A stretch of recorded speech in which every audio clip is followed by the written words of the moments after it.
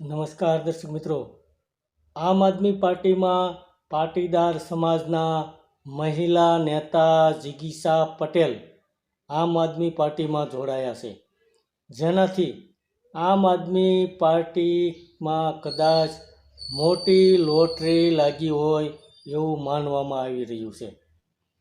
પાટીદાર સમાજ અનામત આંદોલનના સમયથી જિગીશા પટેલ રાજકારણમાં સક્રિય ભૂમિકામાં જોવા મળ્યા હતા.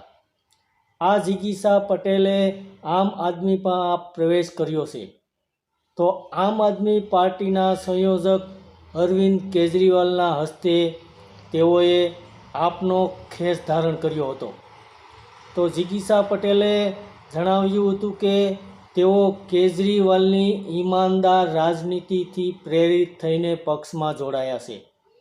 આ પ્રસંગે અરવિંદ કેજરીવાલ, ઈસુદાન ગઢવી, ગોપાલ ઇટાલિયા, મનોજ સોરઠિયા, ચૈતર વસાવા અને હેમંત ખવા જેવા મોટા આમ આદમી પાર્ટીના નેતા ઉપસ્થિત રહ્યા હતા.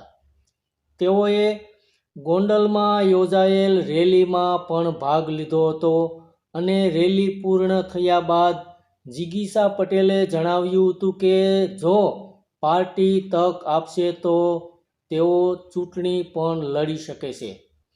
તો પાટીદાર મહિલા નેતા જિગીશા પટેલના આમ આદમી પાર્ટીમાં આવવાથી કદાચ આમ આદમી પાર્ટીમાં ગુજરાતમાં આમ આદમી પાર્ટીને ગુજરાતમાં મોટી લોટરી લાગી હોય એવું માનવામાં આવી રહ્યું છે.